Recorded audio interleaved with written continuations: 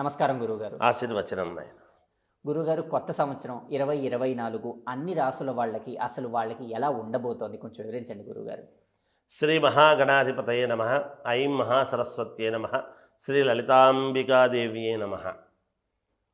మామూలుగా రాశి ఫలాల వాళ్ళు అంటే ద్వాదశ రాసుల వాళ్లకు కూడా మనకు ప్రామాణికం ఏమిటి? కొత్త సంవత్సరము అని మనం అనుకుంటాం. 2024 అంతా ఎలా ఉండబోతుంది గురువుగారు అని మీరు అడుగుతున్నారు. అయితే ఉగాది పండుగకు మనము పంచాంగ శ్రవణం, పంచాంగ పఠనం అనేది మనం చేసుకుంటాం.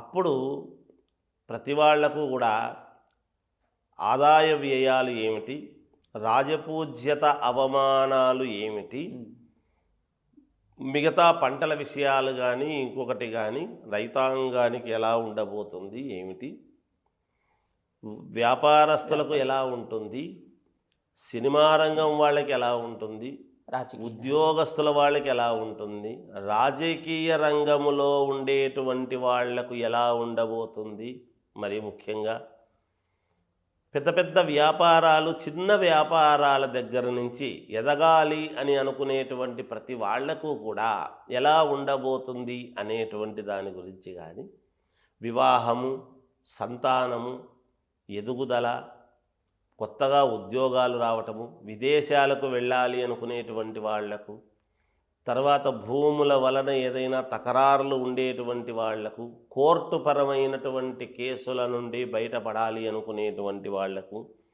ఇలాంటివన్నీ కూడా మామూలుగా ఉగాది పండుగ నాడు ఉన్నటువంటి గ్రహస్థితిని బట్టి మనం చెప్పడం జరుగుతుంది. అయితే ఇప్పుడు 2024 అంటే ఇప్పుడు జనవరి నుంచి కూడా ఈ మధ్యకాలంలో కూడా ఎలా ఉండబోతుంది, ఈ సంవత్సరం అంతా ఎలా ఉండబోతుంది, కొత్త సంవత్సరము అంటే ఈ 2023 వెళ్ళిపోయి 24 సంఖ్య వచ్చింది కదా. మరి వచ్చినప్పుడు ఇది ఎలా ఉండబోతుంది అనేటువంటి ఉత్సుకతతో మీరు అడుగుతున్నారు. కాబట్టి కొన్ని ముఖ్యమైనటువంటి విషయాలు మనం మళ్ళీ అప్పుడు చెప్పుకున్నా, ఇప్పుడైతే ప్రతి వాళ్లకు కూడా ప్రతి రాశి వాళ్లకు ఎలా ఉంటుంది అనే విషయం గురించి నేను తెలియజేస్తాను తప్పకుండా. గురుగారు, కొత్త సంవత్సరం 2024 సింహరాశి వాళ్ళకి ఎలా ఉండబోతోంది గురుగారు? సింహరాశి వాళ్లకు ఈ 2024 సంవత్సరం అంతా కూడా చాలా అంటే చాలా యోగవంతముగా ఉన్నది. గ్రహస్థితులు అన్ని రాసుల వాళ్లకు చాలా అనుకూలముగా ఉన్నాయి. చిన్న చిన్నవి ఎవరి జీవితాల్లోనైనా ఉంటాయి. వాటి గురించి మనమేం పెద్దగా ఎక్కడా ఆందోళన చెందాల్సినటువంటి అవసరం లేదు. సింహరాశి వాళ్లకు చాలా బాగుంది. వీళ్లకు విపరీతమైనటువంటి తిరగటం అనేటువంటిది ఉంటుంది, శారీరక శ్రమ ఉంటుంది, తిరుగుతారు, ఎంత తిరిగితే అంత సంపాదిస్తారు డబ్బులు. దూరమైనటువంటి వాళ్ళు మళ్ళీ వీళ్లకు దగ్గర కావడం అనేటువంటిది ఈ సంవత్సరం జరుగుతుంది.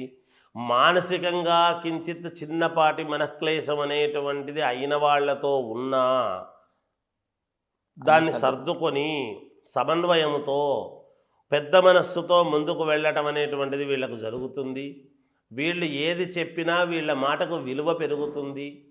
వీళ్ళు ఏ పని చేసుకున్నా వాళ్ళని ఎవరిని కాదనకుండా తమ పని తామే చేసుకోవడంలో మంచి దిట్టలు వీళ్ళు. వాళ్ళకు అనుకూలముగా అది పర్ఫెక్ట్గా ఉందా లేదా అని 1కి 10 సార్లు చూసుకొని చెక్ చేసుకొని వాళ్ళ పనులు వాళ్ళే చేసుకుంటారు.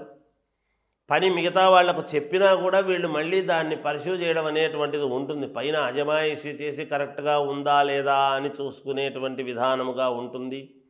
వీళ్ళ వలన కొంతమంది శుభకార్యాలు వీళ్ళు దగ్గరుండి చేయించడం అనేది జరుగుతుంది గాక, కొంతమందికి స్థానం బలం అనేటువంటిది ఏర్పరిచేటువంటి విధానం వీళ్ళ చేతులతో జరుగుతుంది. అలాగే వీళ్ళ సంతానానికి చాలా కీర్తి ప్రతిష్టలు రావటం అనేటువంటిది ఈ సంవత్సరం జరుగుతుంది. మంచి కీర్తి ప్రతిష్టలు వస్తాయి వీళ్ళ సంతానానికి.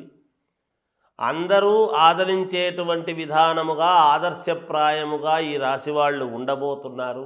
ఈ సంవత్సరము మొదటి నుంచి కూడా ఉంటారు, కానీ ఇప్పుడు ఇంకా కొంచెం ఎక్కువగా ఆదర్శంగా ఉండటానికి వీళ్ళు వాళ్ళ యొక్క నిర్ణయము, వాళ్ళ నడవడిక, వాళ్ళ పద్ధతి ఉంటుంది గాక, మాటకు కట్టుబడి జీవనం గడుపుతుంటారు.